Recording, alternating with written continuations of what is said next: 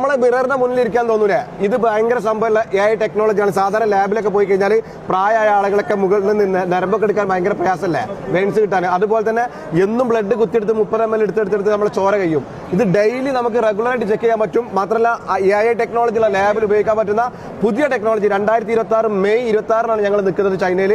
അതിന്റെ പുതിയ ടെക്നോളജി കാണിച്ചു കേട്ടോ. ജസ്റ്റ് സ്റ്റാർട്ട് നിൽക്കുക, സ്റ്റാർട്ട് നിൽക്കി സ്കാൻ ചെയ്ത് കഴിഞ്ഞാൽ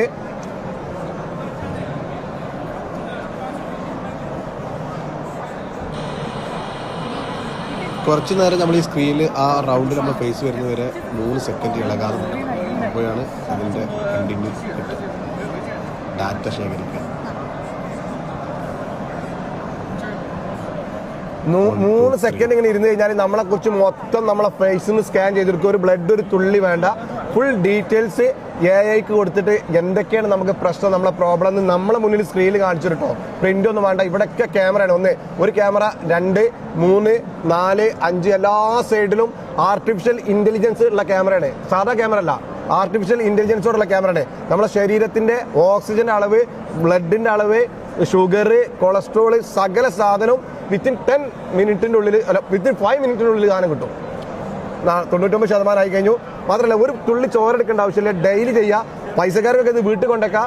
AI ടെക്നോളജിയിലെ ലാബിലൊക്കെ ആണെങ്കിൽ ഇത് ഒന്ന് കൊണ്ടുവച്ച് കഴിഞ്ഞാൽ കൺഫേം റിസൾട്ട് അടിച്ചു കഴിഞ്ഞാൽ ഇതാ ഫുള്ള് സാധനം നമ്മളതാ. എൻ്റെ യുവർ കാർഡ് നമ്പർ ഒക്കെ 80.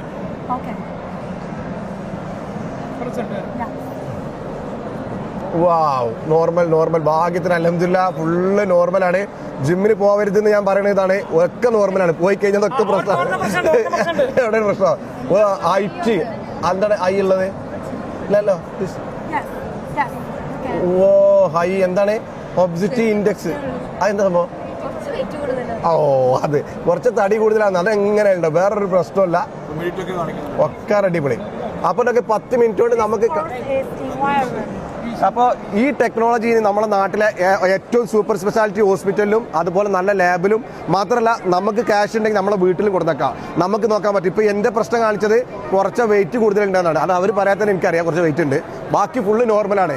എങ്ങനെയുണ്ട് പുതിയ ടെക്നോളജി? പൊളിക്കും.